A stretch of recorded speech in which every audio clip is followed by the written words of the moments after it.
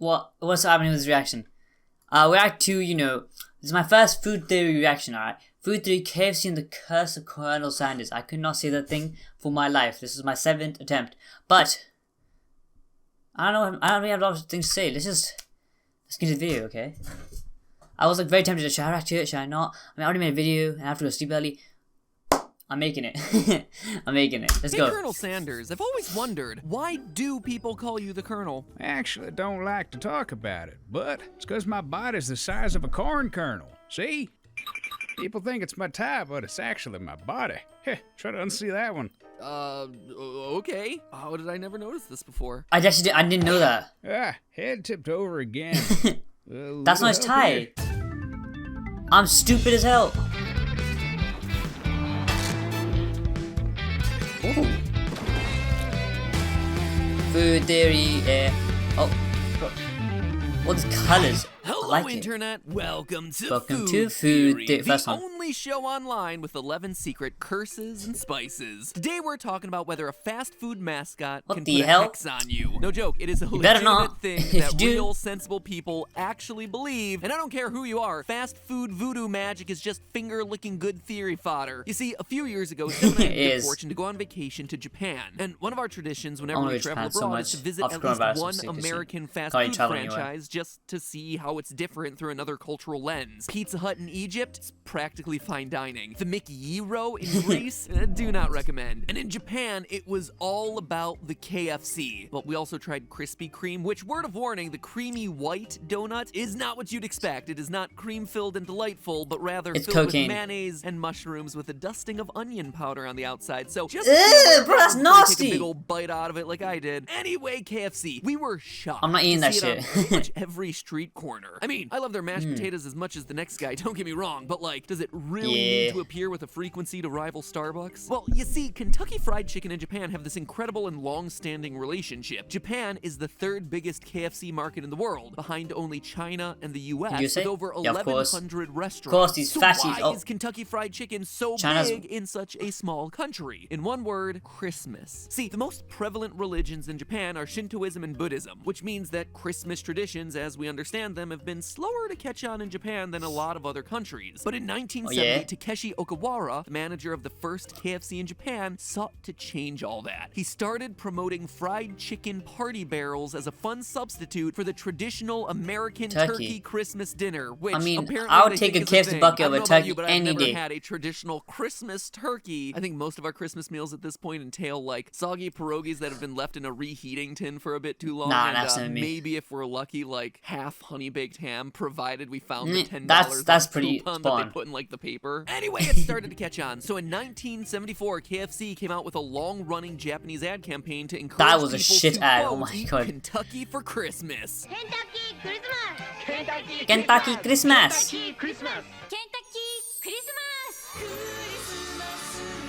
Jesus Christ. All ad effects are this really Today, roughly 5% of KFC Japan's annual sales occur on or immediately around Christmas Eve. And in the wake of the wildly successful Kentucky Christmas campaign, life-sized statues of Colonel Sanders became fixtures in front of KFCs across the country, often getting dressed up in Santa suits for the holidays. They also happen to get dressed up for all sorts of other reasons because Japan is awesome. But when they're not wearing fun outfits or peddling the chitza, which was literally pizza on a crust of fried chicken that we tried when we were over there, again, would not recommend. Apparently, these statues are also placing curses on Japan's national athletes. You heard that right. Today, we're playing Ghostbusters as we look into the mysterious curse of Colonel Sanders to see if the Colonel lives on the people of Japan. According to numerous English language sources I found, the story goes a little something like this. It's an actual story. Japan's professional baseball organization consists of 12 teams, 6 in the Central League and 6 in the Pacific League. Since 1950, the Japan series has pitted the Central League winner against the Pacific League winner in a best-of-7 game series to determine the overall NPB champion. It's basically their equivalent of the World Series. From 1950 through 1984, the Central League's Hanshin Tigers failed to win the Japan series once. So when 1985 rolled around and the Tigers started to put in a really, really good season, their long-deprived fans were understandably excited. On October 16th, 1985, the Tigers finally managed to win their first Central League title in 21 years, and the fans 21 go years. berserk. And when the Tigers then proceed to win the Japan series for the first time ever, a couple weeks later on November 2nd, the fans really go berserk. Yeah, I mean, imagine a team who doesn't even win nothing ends up winning like the Following Champions League. the Tigers' Japan Series crazy. victory, fans take to the streets in celebration. A crowd gathers at the Ibisu Bridge and they start singing cheer songs for each player in the Tigers' starting lineup. By the way, during that Japan trip, Steph and I went to a baseball game and it was straight up the best sporting event I've been to in my life. Everyone just eats hot octopus udon and cheers the entire time. Japanese fans are incredible. I'm not gonna lie, I would never eat octopus in my life. I'm just telling you right now.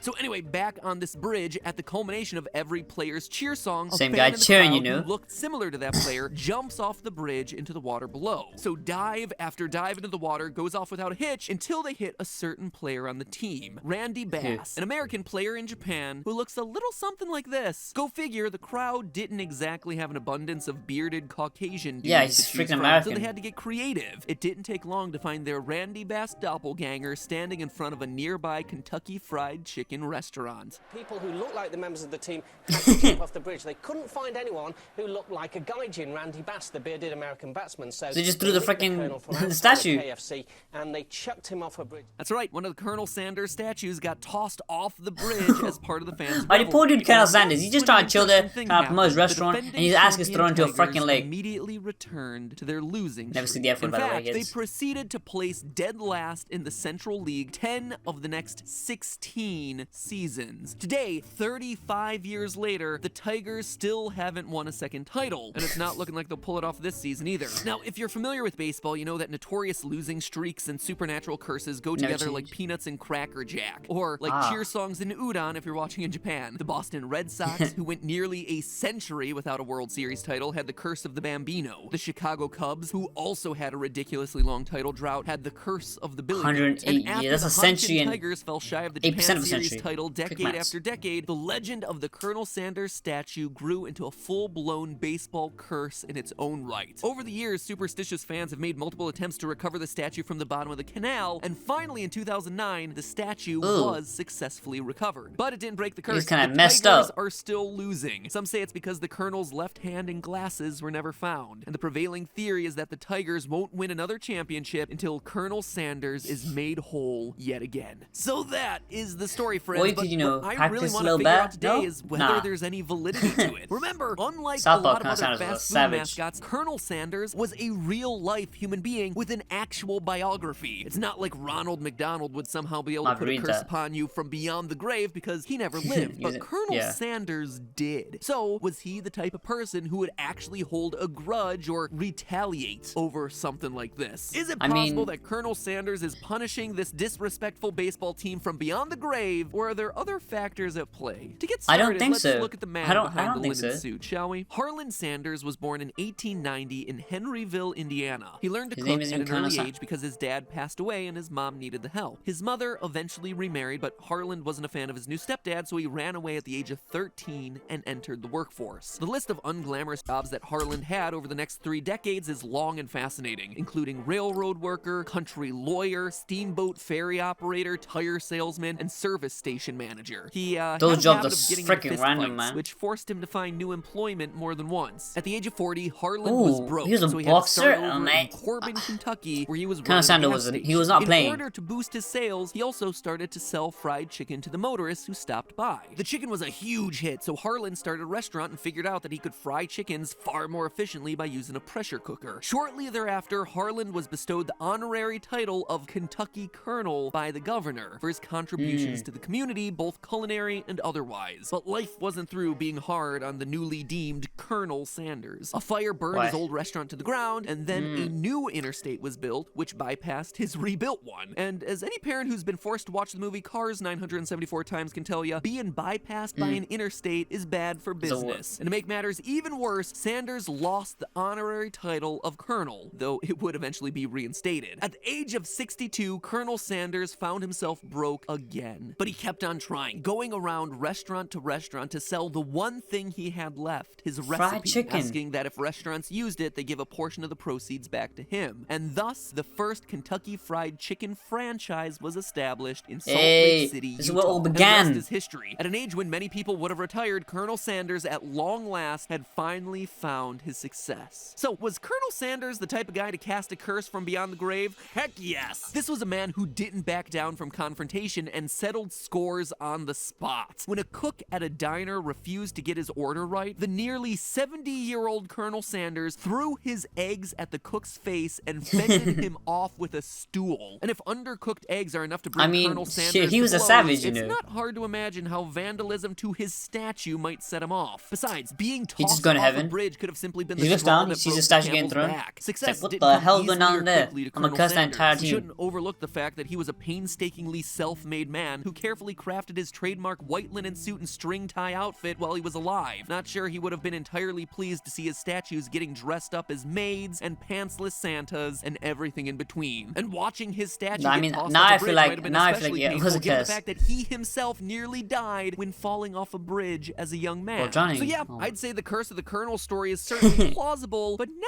let's look at the facts. Is there any other way to explain the Hanshin Tigers' remarkable title drought? Maybe things that aren't so supernatural? For one thing, there's the fact that the Tigers have only gone 35 years without a title. Certainly, it's a long time, and yes, the Yeah, but it's streak not long is in still sports. active, so it's bound to grow I mean, longer. that's but pretty the long, thing is, even in sports, Hanshin but- Tigers don't even have the longest streak in their own league. The Hiroshima Toyo Carp, who haven't been Japan Series Here's your champions L. since 1984, have an even longer active title drought than the Tigers do. And they didn't launch a beloved fast food mascot into a river, at least as far as I know. So if any Japanese baseball teams have the right to blame their woes on supernatural interference, it's the Carp, which incidentally was the team that Stephanie and I saw play in Japan. Like I said, their fans were absolutely incredible and super supportive, so yeah, maybe a curse is to blame when it comes to the Carp. The Tigers also have the misfortune of sharing the Central League with the Giants, who are basically the New York Yankees of Japanese baseball, meaning that they're a powerhouse team that's just so easy to root against. Quote, it has also long been alleged that the Giants rely on underhanded tactics to recruit the best players, involving bribes Like to what? players and amateur coaches, or using their influence on the governing council of Japanese professional baseball to pass rules that favor their recruiting efforts. This may be Bro, one I hate explanation cheers, for the man. Giants' I look abundance so of dark. success in The only league light's coming play. from